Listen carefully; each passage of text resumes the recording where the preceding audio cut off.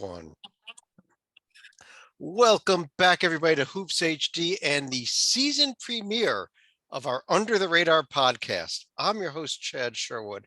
We've got David Griggs out on parole to my side, John Salika coming from a different camera angle tonight below us, and to his side, we got Rocco Miller joining us from Bracketeer.org. And this is our Under the Radar podcast. So for those of you that are new to the show, the first question is, where have you been the last 10 years? Yeah. The second question, though, Griggs, is what does Under the Radar mean? Well, yeah, last night was a busy night, crazy night at the Champions Classic, overtime between Kentucky and Michigan State, another big game between Duke and Kansas, just a really big night. We are talking about none of that tonight, Chad.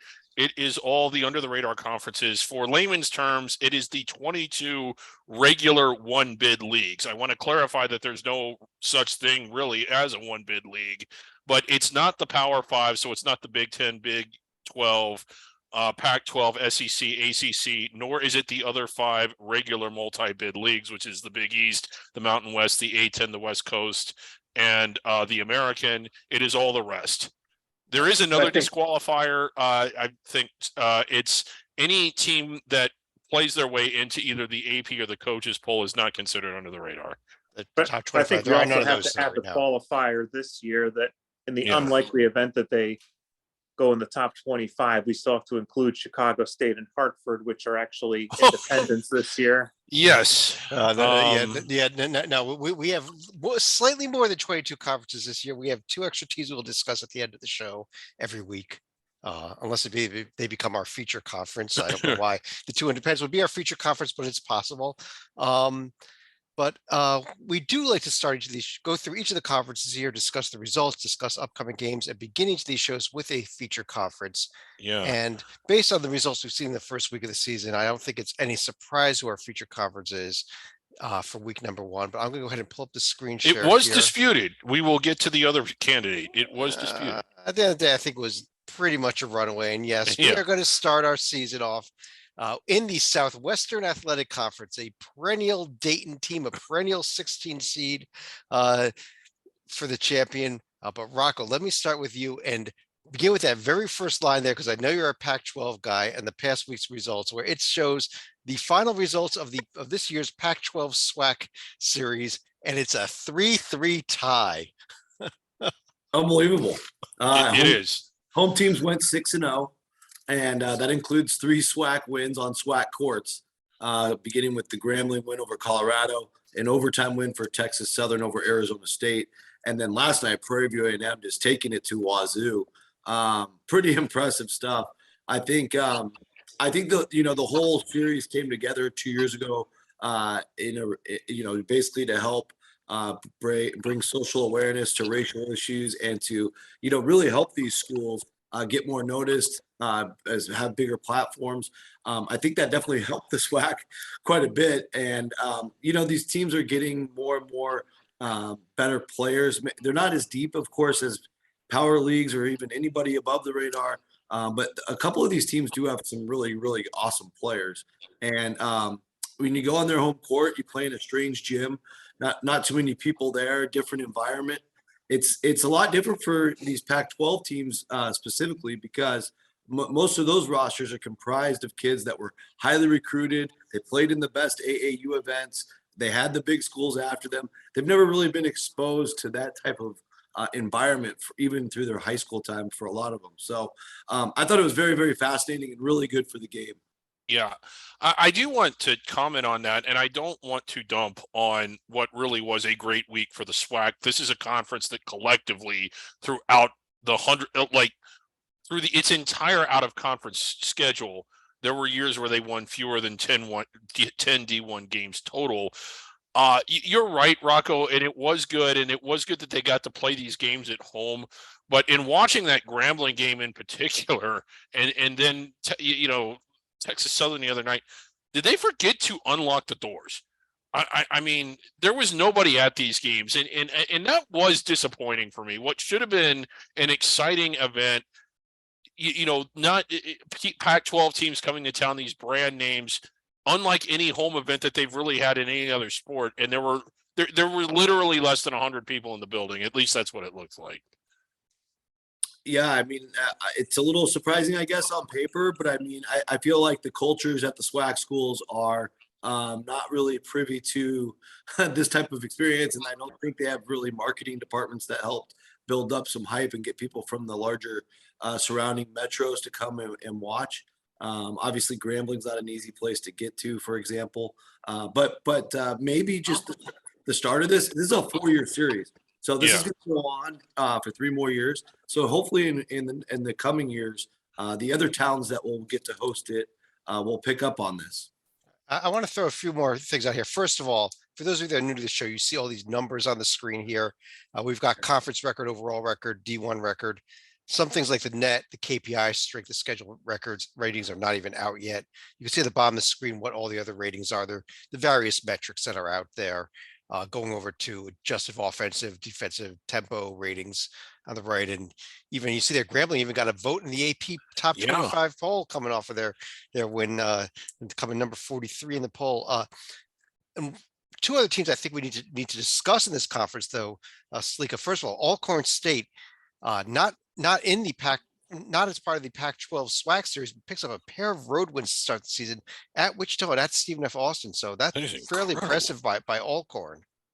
Yeah, I mean, it started with the win over at the Roundhouse, where Wichita State usually wins about 90% of their games overall, at least since they renovated the arena, even more when you consider non-conference competition. So losing a bye game, that's a rare occurrence for Wichita State.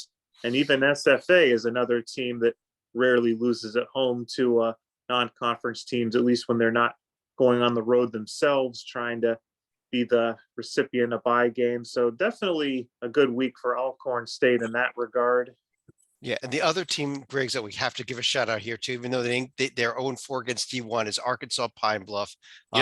They got manhandled by Kent State today in an afternoon game, but they started off with the almost win over TCU and followed that with a very good performance at Oklahoma, even though they lost both those games.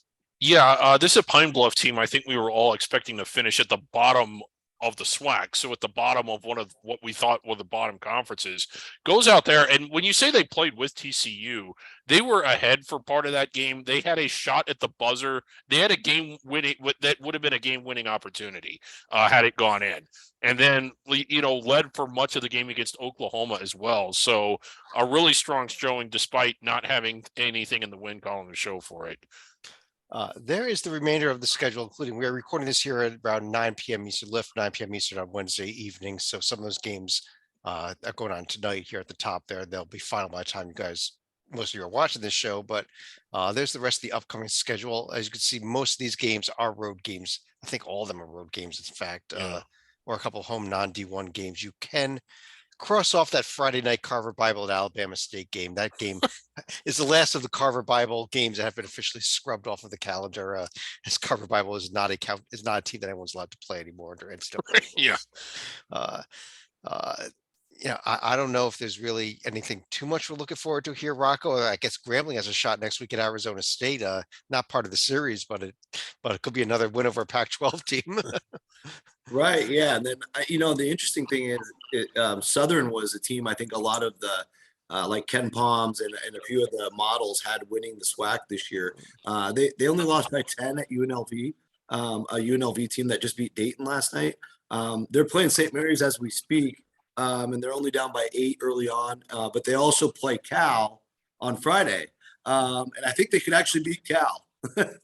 So watch out for the Jaguars. They're going to sneak up on somebody. Let's go back and go through the rest of the conferences here. We're going to go in alphabetical order. We're going to start things off in the America East, where we saw Salika, we saw a game effort last night by Vermont against USC. Really had a shot at that game, but did not pick up the win. The only undefeated team in this conference is Bryant, they just won at Dartmouth. That's all they've done so far. USC was certainly a team that was vulnerable given their loss against Florida Gulf Coast last week. Certainly an opportunity missed for Vermont in that regard. However, they're still likely going to be a favorite in the America East this upcoming season. Yeah, this was a tough road trip for Vermont, going out to the West Coast, playing at St. Mary's, at Fullerton, and then at USC, Rocco. And kind of crazy that they actually saved their best effort for last. Yeah, the Fullerton was a heartbreaker too. I think they lost that in 2 overtimes. And Fullerton showing some heart. But I think, yeah, Vermont, this was kind of uncharacteristic for them to do a West Coast trip. I think it's the first time in many years, maybe since Becker's been there, that they did that. So unfortunately, they came out empty-handed. But those are the kinds of games you play tough teams like all 3 of them. I think are pretty tough overall. That's going to help them later when they get to conference play. So I don't think all is lost. And now they've got a big one with Iona on Friday that they got to be ready for. Yeah, that is a big one. But Greg's, the other main story from this conference is Maine itself. With the huge win at Boston College Monday night. Real big. Their only D1 win of the season, and they've only played 2 D1 games. But to go to BC, and we thoroughly enjoyed that. Our good friend Zach I was afraid that he wouldn't be able to handle it. He'd be so happy. But congrats for Maine. A really good start for a program that, for years has been probably 300-ish or worse, at least in recent memory, might be going in the right direction finally. Yeah, and if we look at the upcoming schedule here, Maine is going to be hosting Columbia. They've also got I thought I saw one other game up there on the schedule, but the games I'm really going to be looking at here, you look at Bryant as the only undefeated team in this conference. That may change. They got a trip to Florida Atlantic, and they've got Detroit Mercy coming up in the next week alone. So those are a couple games, as well as a trip to Florida International. So they got 3 games coming up here, and those are games worth circling because those are some pretty quality teams they're going to be going up against. We'll be talking about in a little while here. Mm-hmm. Over in the ASUN Conference, Salika, if we have you back, I think on a new screen here. Yeah, we're back on the more conventional Salika cam right here. And we talk a little bit about the Stetson Hatters, who begin their season with a pair of road wins over teams that are in conferences that are not part of the show. Yeah. I mean, at first it was starting to look like, okay, this was going to be a bit of a seismic upset for Stetson going up the road to beat Florida State right here, but lo and behold, Florida State looks like a team that's in complete disarray. And I don't care. This is the Stetson Hatters. They did that. They followed up with a win at South Florida, and I get South Florida's not that good either, but a 2-0 start with a pair of road wins over when you win your teams. When you win your first 2 road games, it almost doesn't matter who they're against. That's a great start. And if you look at the ESPN metrics strength of resume, they are number 3 in the entire nation now based on those 2 wins. Wow. A lot of these metrics are fairly meaningless, especially this early in the season, just because there's so little data there. But hey, the other game I think, Griggs, would be worth discussing was round 1 of the battle. Well, actually, the only battle of the Boulevard this season between Lipscomb and Belmont was a heck of a game Monday night. Always is, never disappoints. I kind of wish they were playing twice this year. Obviously, I mean, for years they did, but if that's the only one they get, then it was great. Lipscomb pulling off the upset. I did want to talk about a couple other things. Okay. Liberty had a chance to get a quality win and came up about 25 points short or more. I forget what it was. Alabama 95-59 Alabama. Yeah. Yeah, but I still like this Liberty team, even though maybe they're certainly not bubble-ish good, but I think that they're better than most of the rest of the conference, and I wouldn't shock me to run away with them. And then Gulf Coast going out and getting a big win at USC as well. To open the year. Yeah, the Gulf Coast win, and so Rocco, let me take a look at the upcoming schedule here in this conference. There's a lot of games here coming up. What are we looking forward to this week? I don't really know. Yeah, I mean, there's a lot of opportunity out there. Bellarmine's going to play at Clemson on Friday. I think that's an opportunity. They've already beat Louisville, one of the handful of teams that already beat Louisville by 1 point. You got Eastern Kentucky. I heard a lot of great things about them in the scrimmage season. Hasn't come together, and there are a couple opportunities against the big boys yet.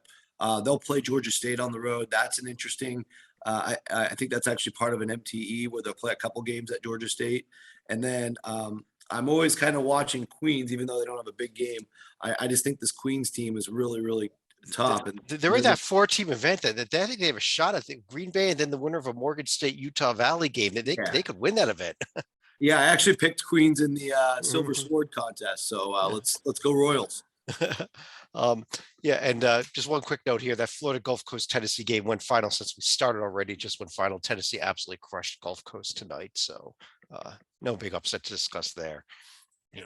Rocco, let me stick with you. Jump over to the Big Sky Conference. I know one of your favorite leagues, one of my favorite leagues, and where everybody already has a loss, so it hasn't been that great of a start so far. I don't know.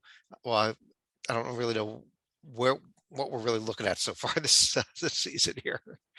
Yeah, well, first of all, Eastern Washington was pretty disappointing. I think with 4 minutes to go, they were tied with Mississippi Valley State in the Rainbow Classic. That was a very scary moment for Eastern, but they got the win.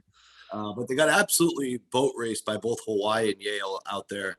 A lot to work on for my friend David Riley, their second-year head coach. Montana State is the belle of the ball of this league, in my opinion. I think 2 potential NBA players in Jabril Bello and Raekwon Battle. Last night, just got absolutely boat raced by Oregon by 30, an angry Oregon team who we just covered on Monday in a different show.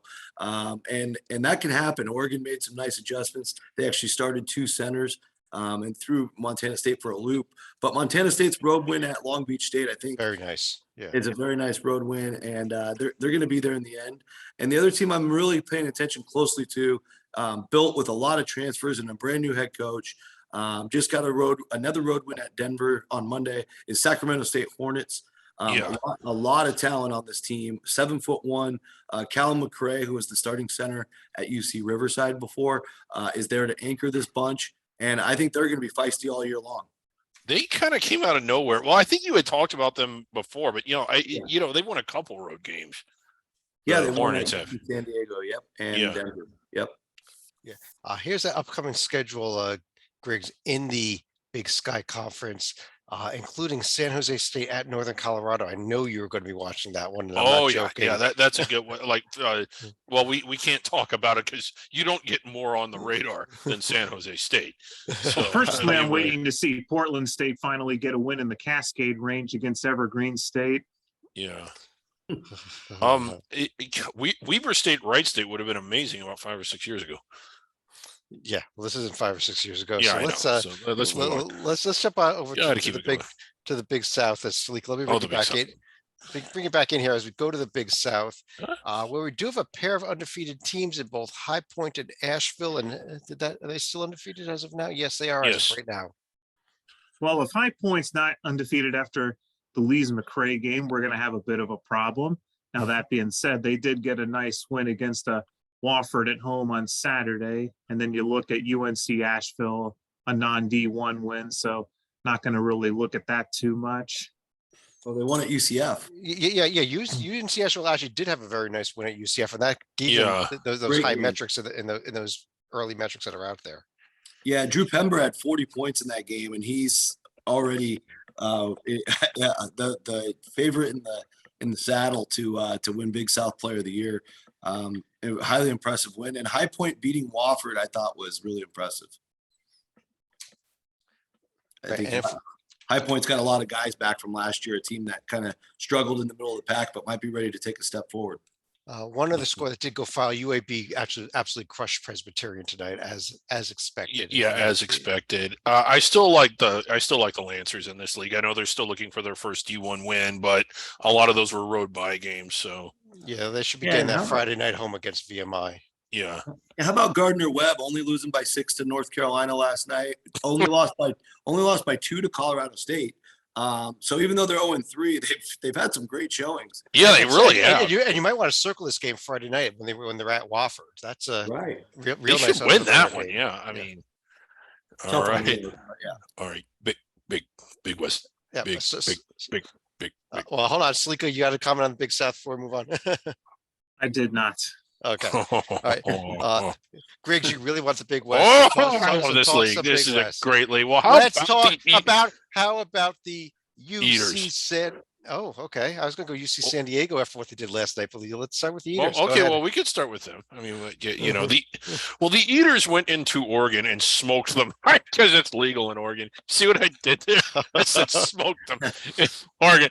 Did you get the joke? It's just good. It's so good. I'm just laughing. The Eaters have looked amazing. Like there were two teams I really liked before the season started. That was Santa Barbara and Long Beach. The Beach got absolutely blasted at UCLA. Not a huge surprise, although I was a little disappointed they didn't play better. They followed that up by getting blasted again by a team that I really thought they should have played better against, Montana State, and it was on their floor. So, but right now I just can't, and I know Rocco will want to get into this. How about those Eaters? Eaters are unbelievable early on. Yeah. Obviously, they're two tests. They passed them with flying colors, dominating Oregon on the road, well documented. And Loyola Marymount, that was kind of a sneaky game to follow that up with, and they beat them by grilled them. Yeah, beat them by 15. And I think the story here is DJ Davis, a guy that might have been overlooked.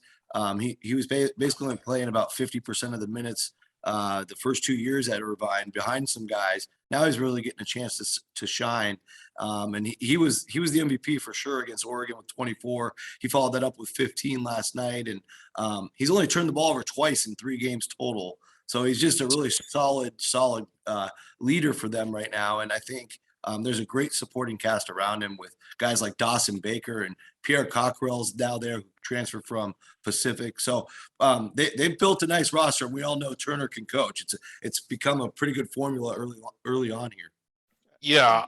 Let's not forget about the Gauchos that you mentioned, though. They only played 2 games. One was non-D1. Very nice win over Fresno State, though, I thought. It was. Friday night. Yeah, Gauchos are good. And very good. I just thought, I've been more impressed with UC Irvine than any other under the radar team.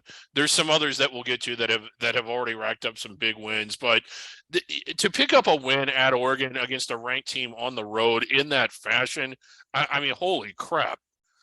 That's anyway. Irvine's next game is coming up Saturday. They're at Pepperdine. They also are hosting Monday Night Life Pacific in a real tough test. Yeah. Okay. Real tough one. Yeah. Just a real quick shout out to Hawaii. They played a really great championship game against Yale that they lost in overtime. But I thought, even though they lost Munoz for the season, they look really tough. Hepa looks like a great player. So I think between UCSB, UC Irvine, Hawaii, and Beach, we've got a real strong foursome. And then Fullerton was good enough to beat Vermont. So you can't count them out either. Yeah, no, I think it's going to be a fun season in this conference. It always is. Riverside.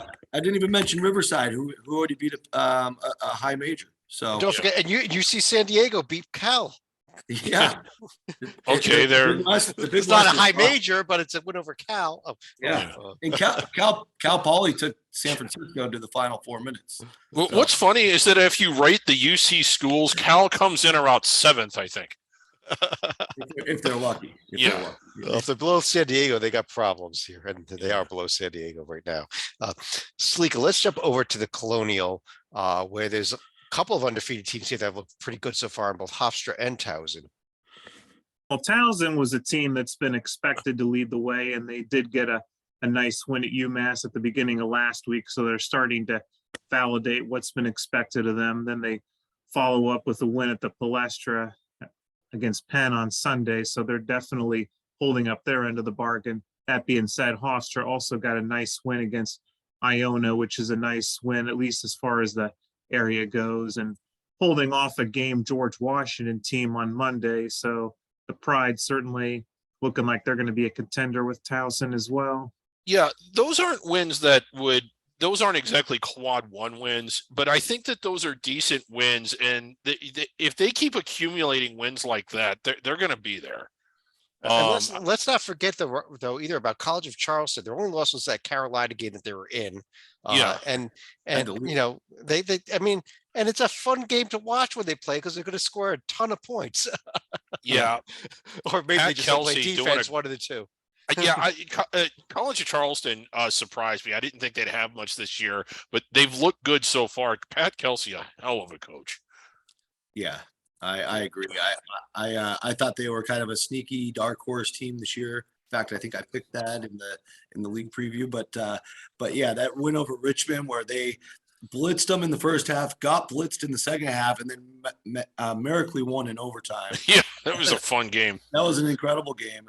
And then they're going to host, not to look ahead too much, but they're going to host Davidson in the first round of the Charleston Classic right there at the home court.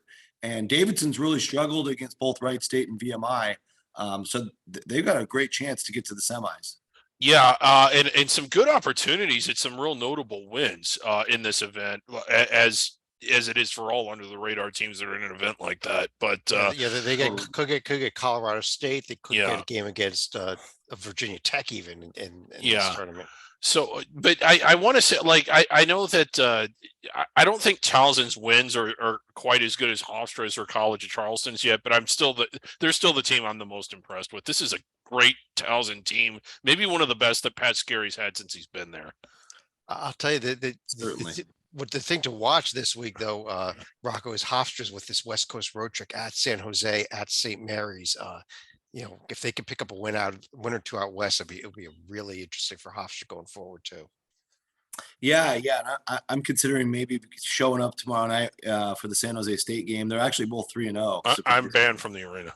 and Puppet won't be allowed, but maybe they'll let me in. Yeah. But even if I don't make it, it's obviously the St. Mary's is super intimidating on paper, but that's what they've accomplished in the first week or 8 days.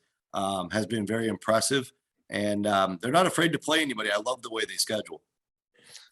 I think the other game to circle for this week, Stalika, Saturday, Northeastern at Syracuse. The way Syracuse has been playing, this could be an upset. Yeah. I'm not going to get into Syracuse very much. Let me stick with you, Stalika. Jump over to Conference USA, which is the lone conference. Oh, I like how you specify it's the East Division. That is a start of the season here. This conference had divisions last year. That's a holdover from last year. We will get that fixed. However, Stalika, Middle Tennessee did beat Rice in the only conference game played all season so far. So they are going to be everybody's pick to win the conference until we get some more league games played. For a little bit, but by the same token, I think the other game we have to circle from this week is Florida Atlantic sneaking into Gainesville and getting a win at Florida. Win. And that was a game where Florida looked like they might be taking command in the second half, but the Owls never went away in that one. Yeah. Western Kentucky holding serve against those two non-D1 teams. Non-D1 and a win at Eastern Kentucky. Yeah, the win at Eastern was actually legit. That one, Eastern was packed. It was actually a fun game to watch. I think the win after the Florida Atlantic win, though, Rocco, I think the win this week was UTEP's win over New Mexico State. Yeah. Of course, the first of two in that great series they have together. Could be three this season, actually. And it could be three because of the Sun Bowl event. Yeah. New Mexico State is in their tournament. They could play a third time. Could play a third time. But that's a big win for Joe Golding's program. I think maybe most of us saw that UTEP, I think, either beat or lost barely to Texas Tech in a secret scrimmage, which we all know, take it with a grain of salt. But I think this team in year two under Golding, I think he's a good coach, a really good coach, actually. I think they can maybe sneak into the top five. I mean, there's an established, really, really good 5 teams in this league. But for me, they're the clear number 6 and have a chance to squeeze in there with a couple big wins. Yeah, Greg's the UAB team here. I mean, they did lose to Toledo, but this is going to be a very good team this season. Yeah, Toledo game kind of got away from them. It was kind of a fascinating telecast to watch. The guys from Barstool did it, and they made it fun. It was certainly unique. I'd watch it again. Of course, I'd watch anything, but they were up real. It seemed like they were in control for the first half, and then Toledo went on a huge run. I was more impressed with Toledo in that game than I was disappointed with UAB. We'll get to Toledo later. Yeah. Here's the upcoming schedule. The UAB Presby game went final. I think I mentioned that earlier. But I think the team to watch this week might be Western Kentucky in their event, where they start with Akron, then they could potentially get LSU, and then they could get a Tulane even or Kansas State in that tournament. That could be a real interesting event. We could really find out a lot about this Western Kentucky team this week. I think Tulane is substantially better than K-State. So Well, but there's a chance it could be the third place game also. Yeah, so. true. Okay, that's also a potential bounce back week for North Texas right here. They were fighting out of their weight class at St. Mary's, but here they get Fresno State at home and another non-D1. North Texas barely won their non-D1 game for their only one of the season. I've been not impressed by anything I've seen from North Texas so far, though it's only been 2 games. So yet North Texas, very good team last year. Then they went to the conference tournament and they haven't been good since.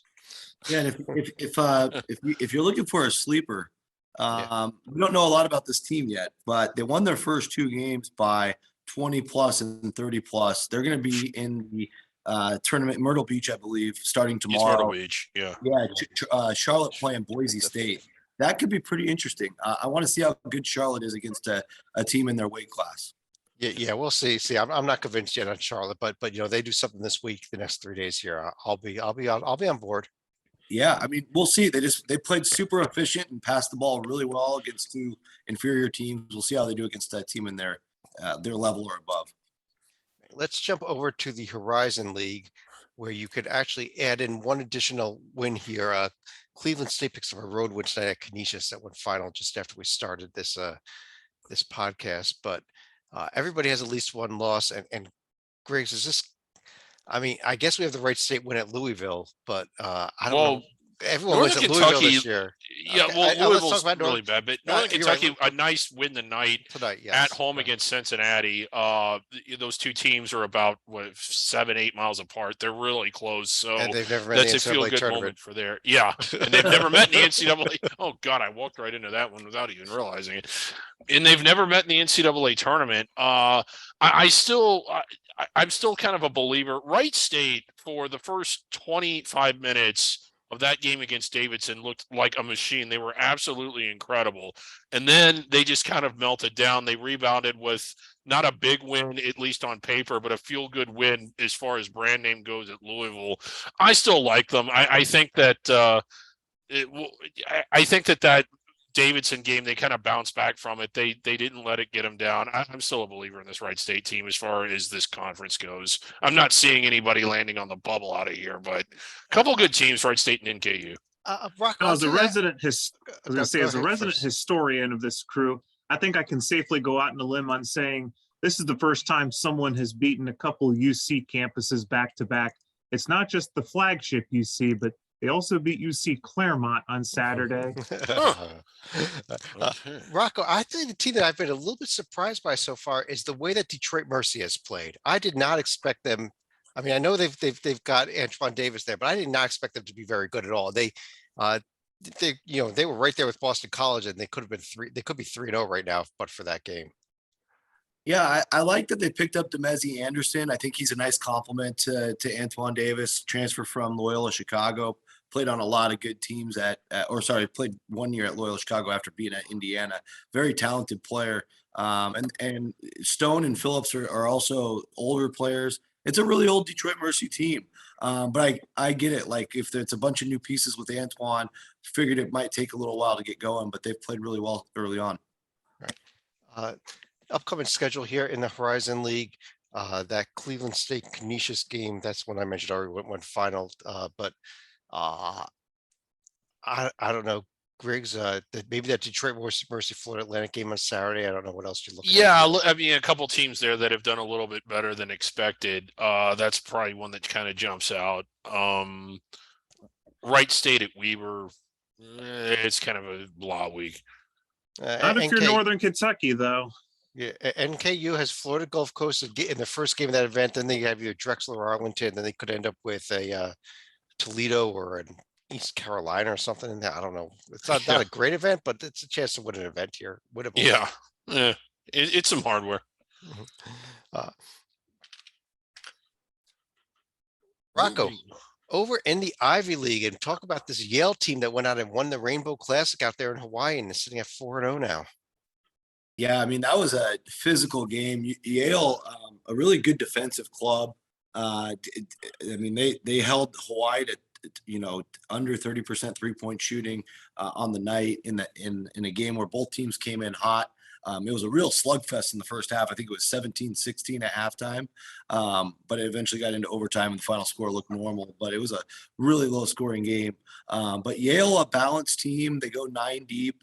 Everybody contributes. No real superstar.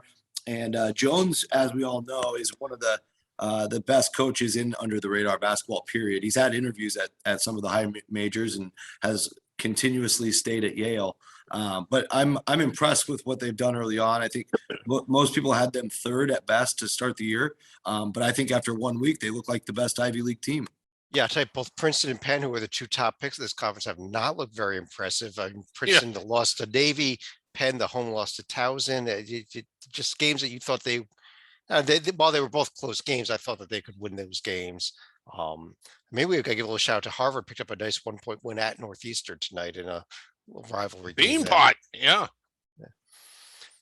Upcoming games here, Salika, in the Ivy League. Some thrillers like Ithaca College at Cornell and John Jay College at Yale, and I'm not looking forward to Penn's trip to West Virginia, given the way they've started right here. That may be one of the few games we're circling maybe here. Well, Vermont at Yale on Tuesday night's one definitely worth circling, actually. Penn at West Virginia. Hopefully they'll make it a game. Where are we up to? Well, realistically, they're going to be going up the blue route to Lafayette for their first win. Ithaca College, isn't that where Coach Norman Dale coached? Hoosiers. Before you get it was fired up. Yeah. There you go. All right. There you go. Just for that, Briggs, you can have the Metro Atlantic, our next conference up, with the mighty Quinnipiac Bobcats, undefeated 4-0 and all 4 are D1 wins. Yeah, and it kind of sucks that we're to a point in college basketball now where we have to qualify that all 4 wins are D1 wins, but they all are, albeit one of them was against Stonehill, who recently moved 2 of them are on the road, though. Stonehill. Yeah, but 2 of them were on the road, and I know that those aren't really particularly strong teams, but you can't do much better than that. So Quinnipiac, a little bit of a surprise. I still like this Iona team. I think it's hard to go to Hofstra and win.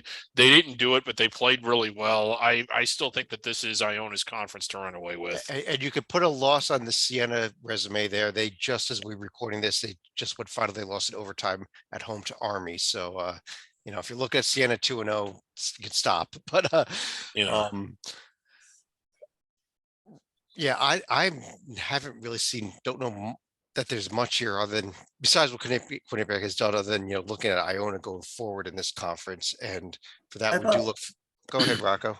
Yeah, I thought a Ryder, they had every opportunity to beat Providence in that opener. They lost. They did. And this is a veteran team. We've talked about a few other veteran teams. I think Ryder, they're the team that knocked Iona out last year in the quarterfinals. And a lot of those guys are back. I think they added a couple pieces that are really good fits for Kevin Baggett's program. And I think, they're going to play Stetson on Friday. How fun is that? Yeah. So watch out for Ryder. I think Ryder's in contention here. Yeah. And then they go and they play my Rutgers team on Tuesday night. So go. I'm going to say Fairfield did at least have one shining moment. They were up 11 in the first half against Xavier before the Musketeers finally woke up in that one. Alas, they are still 0-3 overall. Yeah, Fairfield should be better later this year. They've got a pretty good roster, and they're opening their new arena on December 3rd, so that should be an awesome event. We do have to circle next Wednesday night. One of our new favorite non-D1 schools, Niagara, will be hosting DUville. Yes, that's a week from tonight. Salika, over the Mid-American Conference here, where we've got both Kent State and Toledo out to undefeated starts. Akron with 1 loss on the season in that game where they got kind of beaten up by Mississippi State. Yeah, it's usually the wagon wheel that's been atop this conference of late. Toledo certainly showed over the weekend with their win against UAB over in Philadelphia. So definitely going to get them some points in the net. And they rolled Oakland tonight. That game wasn't close at all. Yeah, and this is kind of surprising. This early, even some of the AP and coaches voters starting to notice Toledo. This is a good team. I think it's a team we could see in the top 25 at some point during the year. They're real good. Yeah, and if we look at the upcoming schedule here, Rocco. There's a lot of games on here. Yeah. I'm not even sure what we want to look at. I mean, Akron, Western Kentucky coming up on Monday, among others here. Yeah, and I think Akron Western Kentucky matchup is almost a coin flip on paper for me. Very interested to see how that matchup with Enrique Freeman and Jamarian Sharp in the center position is going to play out. Obviously, Jamarian Sharp 7'5" string bean, and Freeman a 6'10", brick house. Is the muscle going to win out or not? But that's going to be a fascinating open run game, and really key if Akron's going to do damage out in that tournament. And a week from the night, as you see on the schedule here, both Toledo and Akron taking on 4 teams at once, Chad. It's very impressive here. Yes. Kent State at Charleston that same night. Next week will be an interesting week. Well, we've got all these exempt tournaments. Could be. That's an exempt tournament for those of you that are new to the show, and I understand that there are some. And I mean, after the Charleston Classic. Yeah, sorry, John.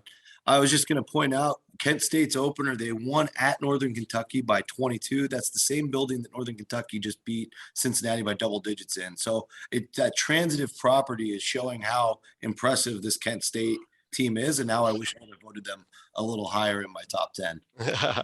Well, we get to the top 10s at the end of the show here, but let's jump over to the MEAC, where there are 2 D1 wins so far in the entire season of the conference. They were Coppin State. They were both home wins over Mount St. Mary's and Navy. So it's a league that plays mostly bye games this time of year and has done absolutely nothing at any of them. Yeah. Other than what Delaware State almost did against Villanova the other night. Unbelievable that they lost that game by 10, but they were leading that game most of the way. And I couldn't believe it. And you know what, the Hornets, they won our award, our centenary award for the worst team in D1 last year. But Griggs, they were right in there at Columbia tonight. They had a shot right at the end to win that game and did not. Yeah, noticeably better. I still think the team by a mile in this conference is Norfolk State. I know they haven't won a game yet, but it's largely due to circumstance, like you said, playing road bye games. They haven't won a D1 game. I know that they have a couple of non-D1s, but yeah, Delaware State noticeably better. Yeah. The upcoming schedule. Go ahead, Rocco. Yeah, I would just say Coppin State playing really well too. They just beat Navy on Monday. They beat Mount St. Mary's last weekend. Took Georgetown to overtime. And Sam Sessoms is there leading the charge, having big games each game. All 4 games he's played well. He started for Penn State last year. So that's a huge talent for this level. And so Coppin State's dangerous. Yeah, Coppin State games at Tennessee Tech, at Marshall, and at Towson this week. So you might want to circle some of those games. Norfolk State Norfolk State a game at Monmouth coming up here, as well as a game against I think they're playing Alabama A&M, and I think that game's in Atlanta. It's a neutral court game. Yes. The Stalika, the Missouri Valley Conference, has 3 teams that are undefeated, although one of them is a Missouri State team that has not even played a D1 game yet and only played 1 game overall so far. But so we know nothing about that. But what about our other teams here, Drake, Indiana State, and everybody else in this league? Yeah, Drake getting a legitimate win against Wofford right here. And if we're looking at Indiana State, they're also beating in-state foe Ball State right here. Yeah. And I think there's another score that's not quite up here yet. It should be going up in a few minutes because it's not almost going final. But Valparaiso, the Beacons they are now, fresh off a win over Western Michigan, Rocco went to Chicago State tonight and got their asses kicked. Yeah, Chicago State might be the most talented team they've had actually, especially in the last decade. But that's a tough one. That is not saying a lot. After they just won by 16 against Western Michigan too, so it's not like Valpo wasn't feeling good. That's a weird result, absolutely. But I will say on the Sycamores, I'm probably higher than most.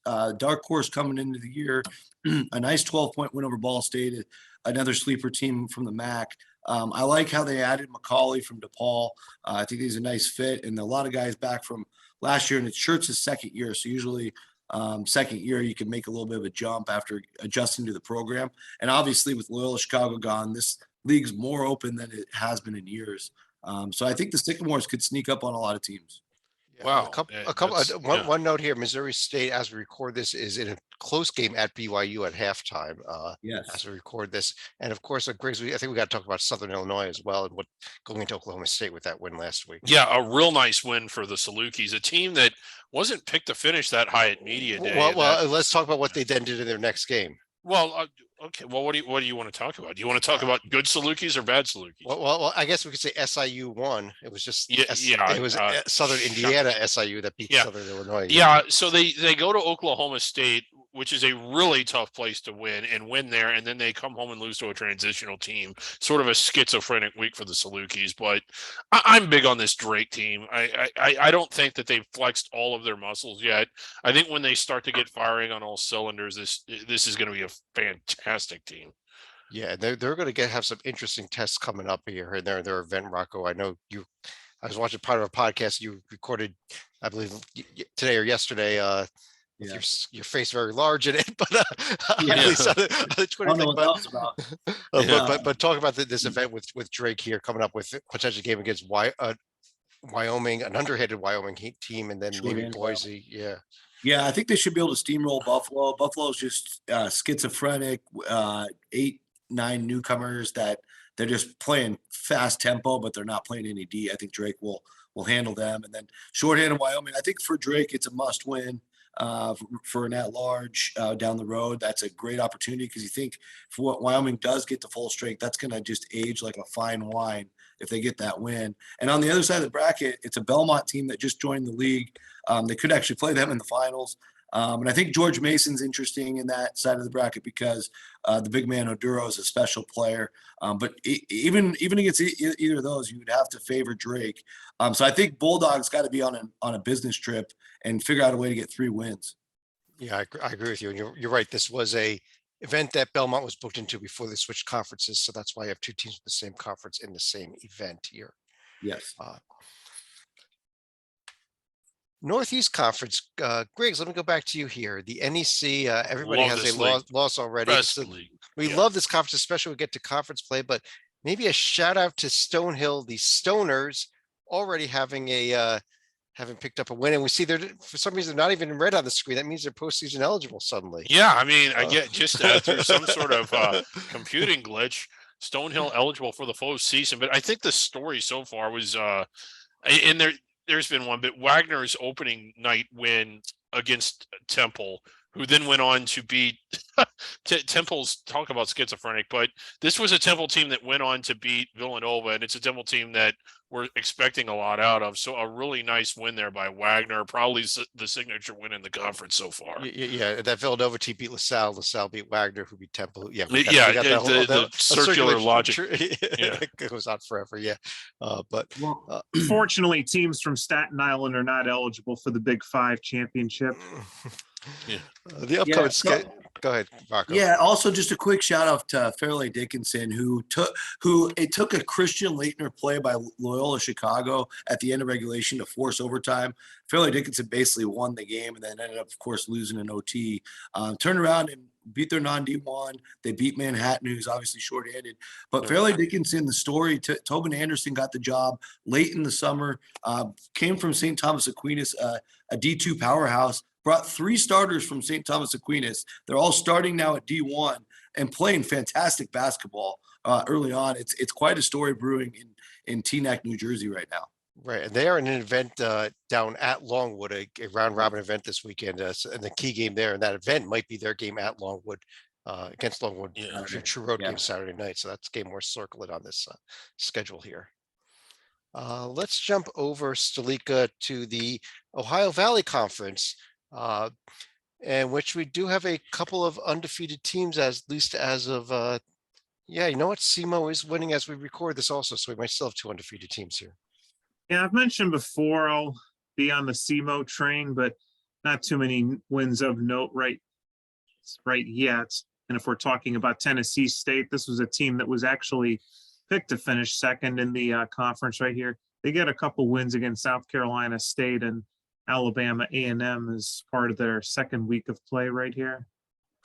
Yeah, I mean, I don't know that there's much to talk about with this league at this point. Morehead State does beat Bellarmine, who had beat coming off of their Louisville win. So I guess we can throw that out there. But I know that it was mentioned earlier, but I just a shout out for USI, first year in D1, blowing out Southern Illinois in a huge home game for USI. And tonight, fairly competitive with Notre Dame. It looks like they're about to lose by about 12. But I think this is a dangerous team, and I could actually see Southern Indiana winning the league.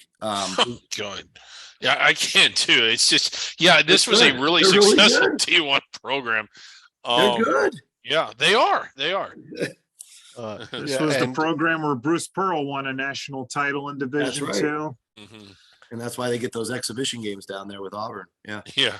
Here's the upcoming schedule. I think a game more circulated actually is this Friday night Morehead State at Vanderbilt game. Vanderbilt has not shown that much, and I think Morehead could win this game here coming up on Friday night.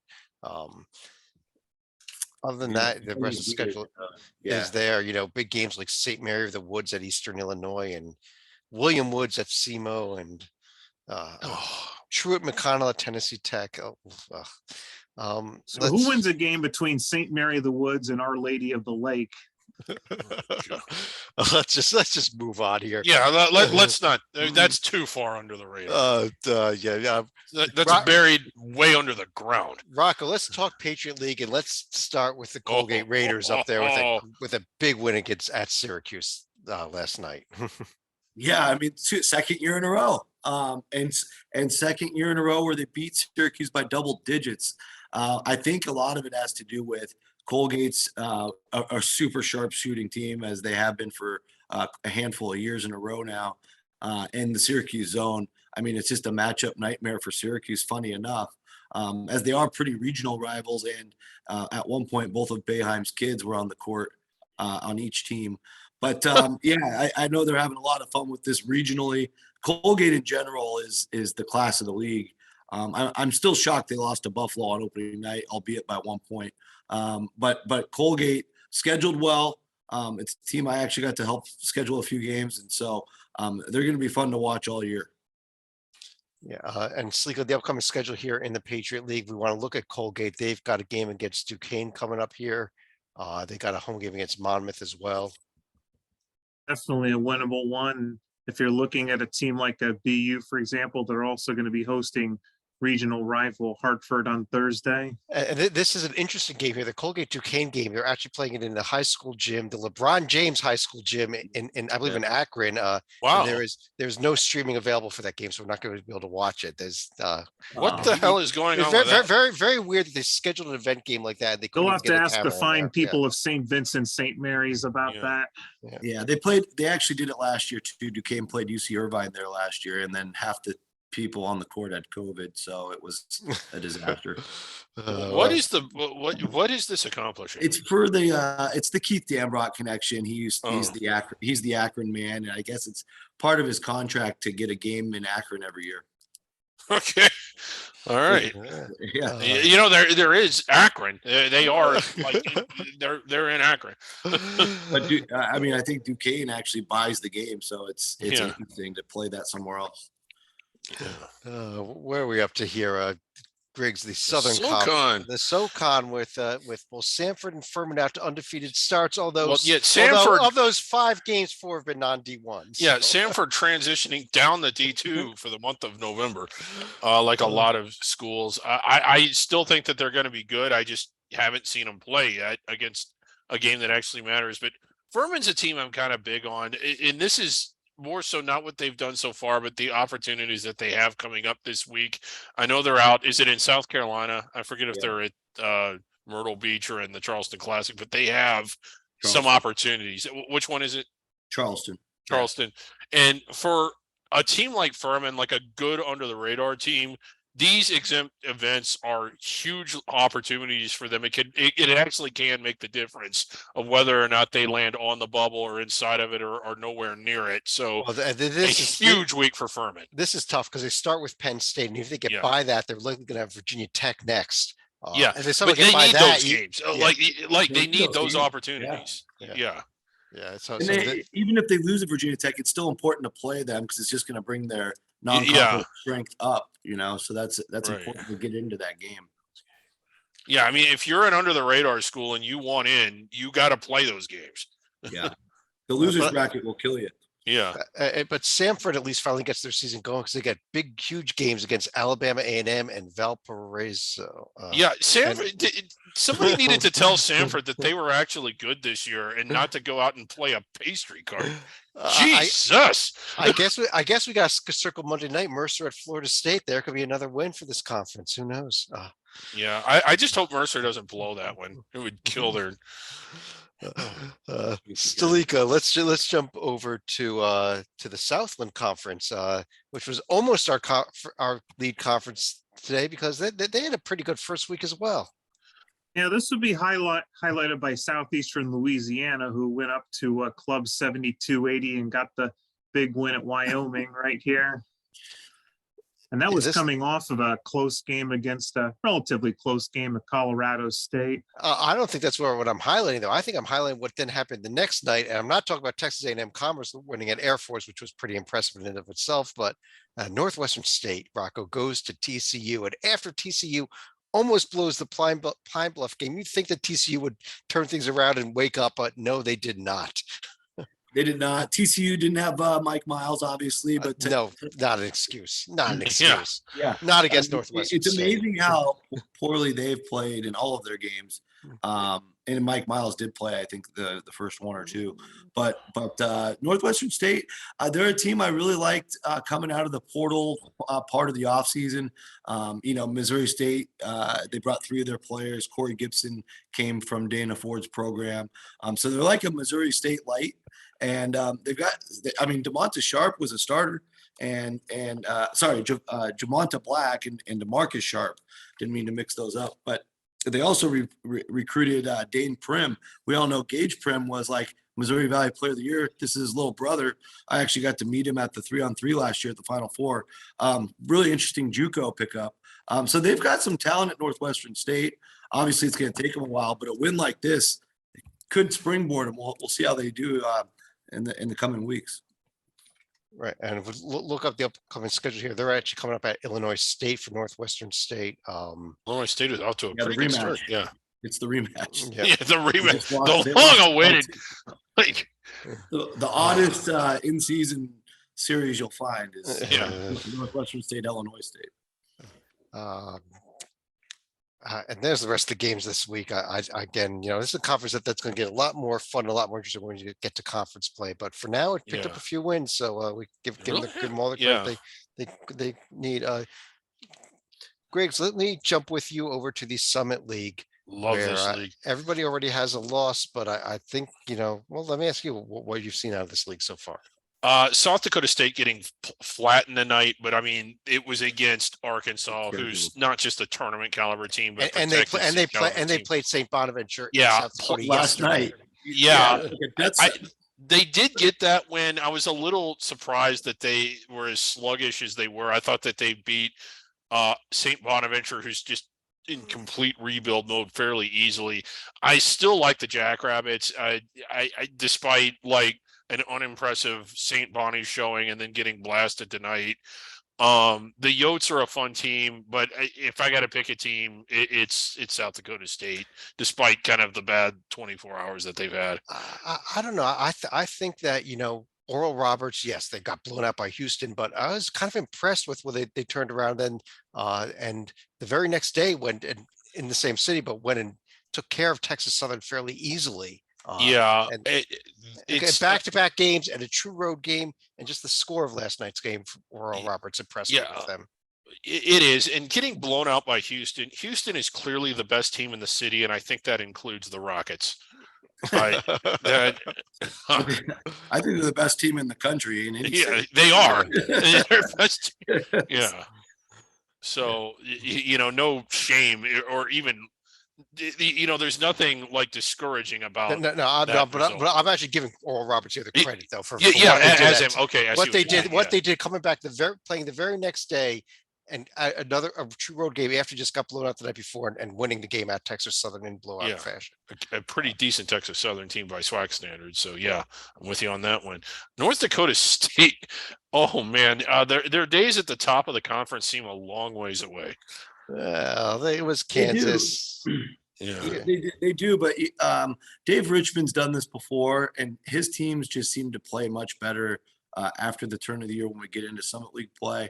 I never write him off because in league play he's got all these different offenses figured out, and he throws these junk defenses at you. And I mean, they're just a well-coached team by the end of the year.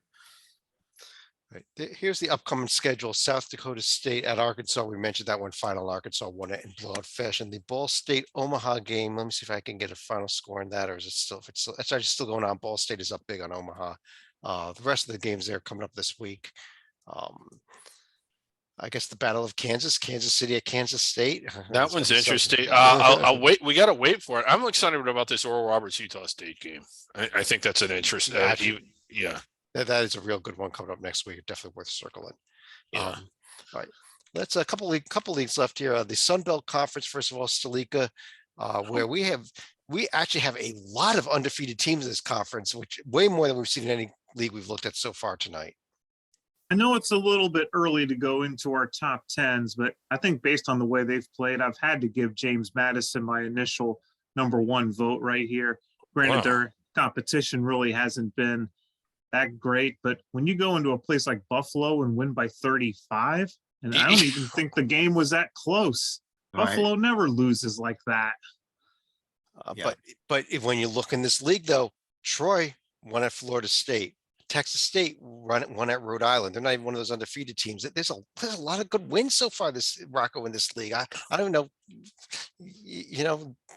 but for what the SWAC did, this probably would have been our feature conference. Yeah, there are some good wins. Southern Miss won at Vanderbilt. Southern Miss going to Vandy and winning. That came out of nowhere. Appalachian State, another team that beat Louisville.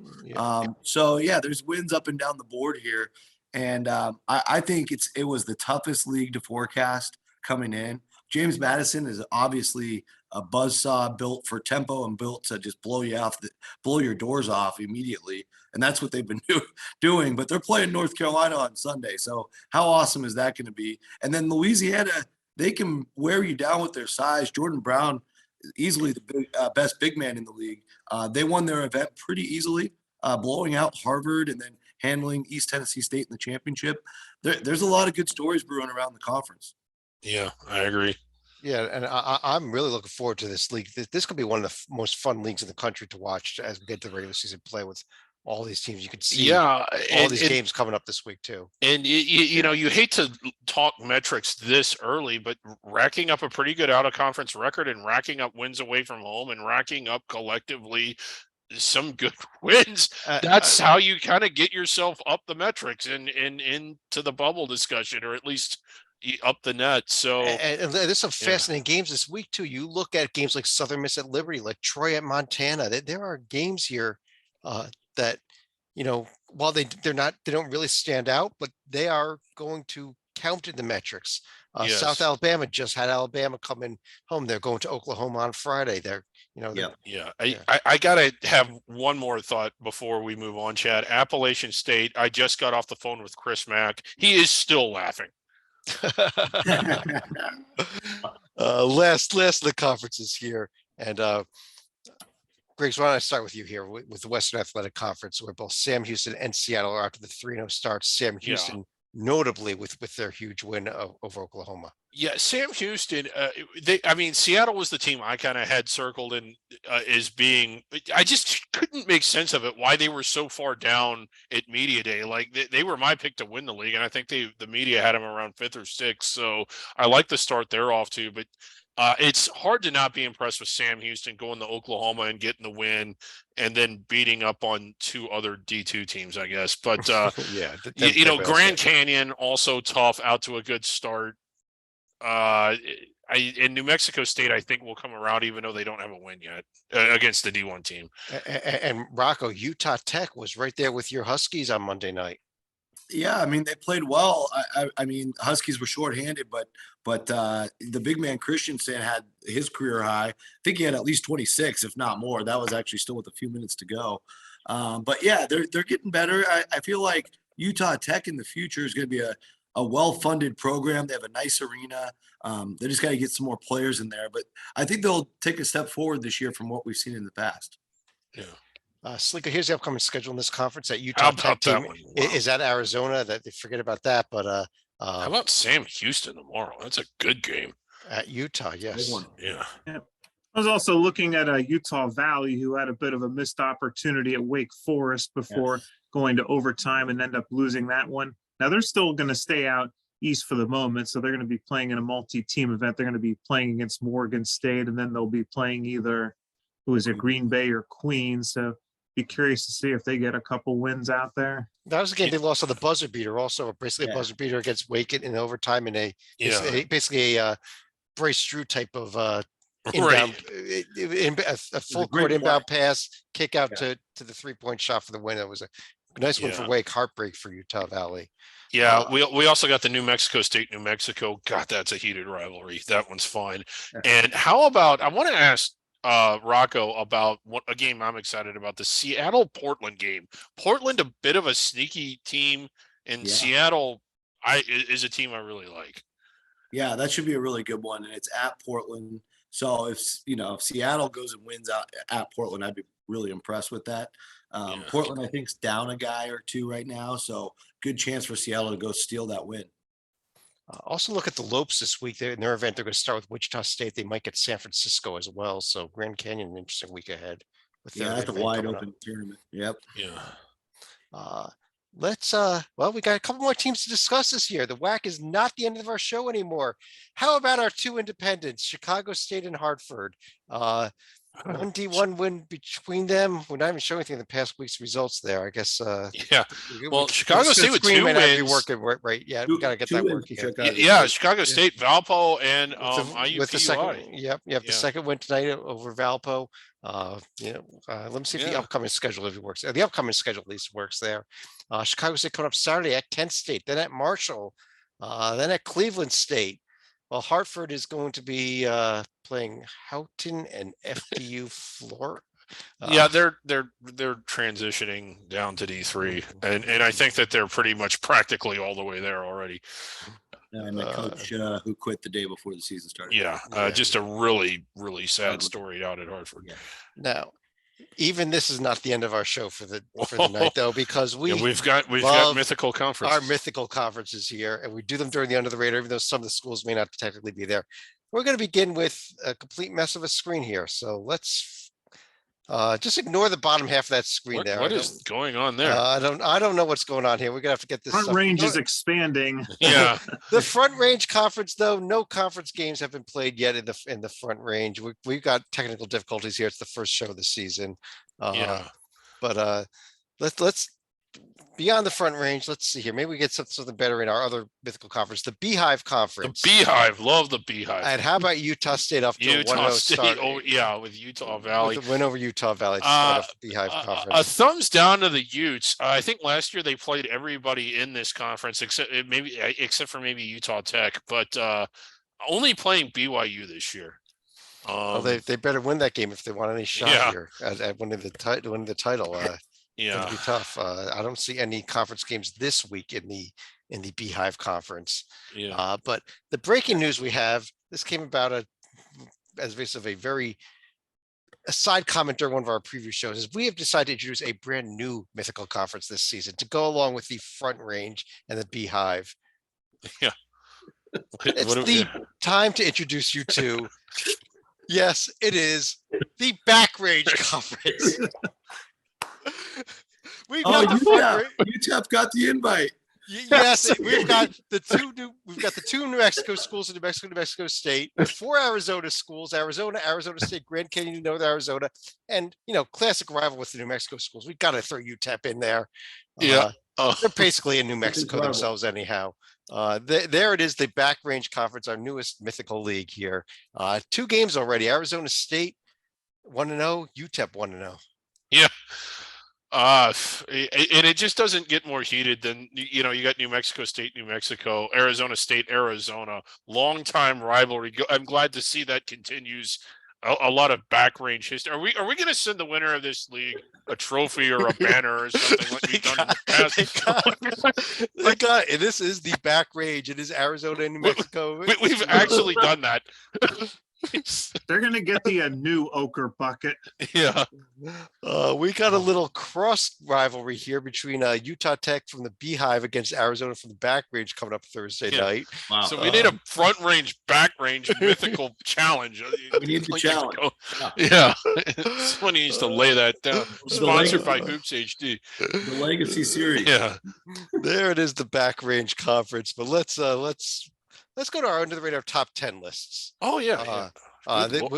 We have a lot of honorable mentions because the votes were all everywhere this week, being it's the first week of the season. So run through quickly all the honorable mentions. Go to South Dakota State, Kent State, Florida Gulf Coast, Florida Atlantic, Colgate, Liberty, Sam Houston, Western Kentucky. None of those teams making the top 10, although appearing on at least 2 ballots, I believe. Yeah. Coming in at number 10 is the Stetson Hatters. Stetson. Okay. And I can tell you they're number 10 for one reason, because only one of us voted them anywhere in the top 10 list at all. And it was me, and I voted them number 1. Did you really? You won at South Florida and at Florida State. That's your resume. I think that's impressive. You guys clearly did not. I'm just not impressed by beating dog crap ACC teams this year. Okay. Okay, here we go. Hofstra coming in number 9. Okay, I can live with that. Number 8, we have James Madison. We just talked about them. I like them. I don't think I voted for them, but I like them. Number 7, we got UC Santa Barbara. Oh, the Gauchos. It makes. I had a little higher, but that makes sense. Okay. At number 6, we have that UAB team, despite a loss, getting up there all the way up to number 6. Very well liked across the board here. Number 5, that Furman team out of the SoCon. We got to get some. Yeah. For them, but they need some D1 wins. We'll see what they do this week. How about Towson? Good job, committee, or good job, pollsters, voting Towson up that high. Yeah. Our number 3 team is Drake out of the Drake, number 3. Okay, well, I know who the top 2 are, and it is absolutely correct. Good job. Number 2, UC Irvine. 2 Big West teams in our top 10. We talked about that Big West and how much we like it this season. There you go. 2 Big West teams. And the number 1 team, I guess we got to find our drum roll here.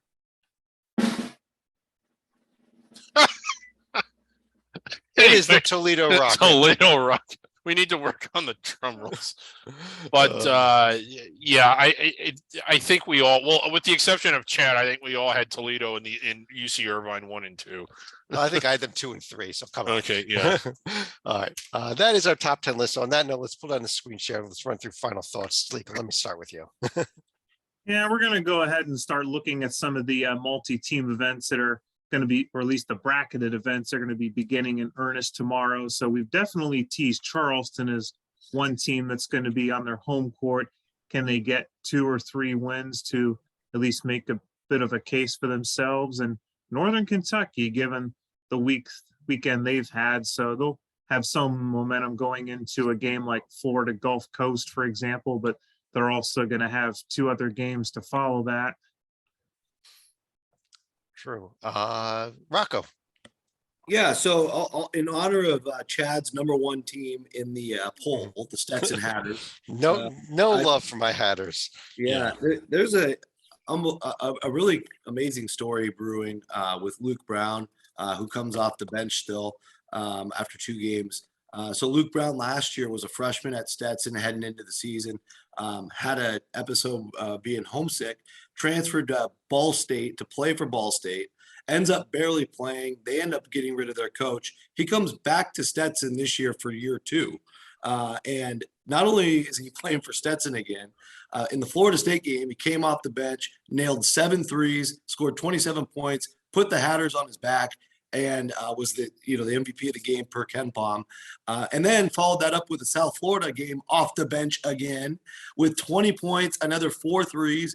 He's 11 for 19 from 3 in 2 games.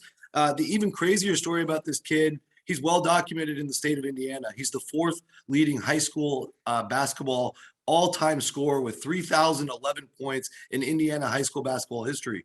He stands only 6'1" and 175 and got overlooked by all the high majors. And here he is playing for Stetson and dominating the big schools. It's a cool story. and I'm really anxious to see what happens with this kid's career. Awesome, and dominating and being a powerhouse for the number one under the radar program in the nation right now.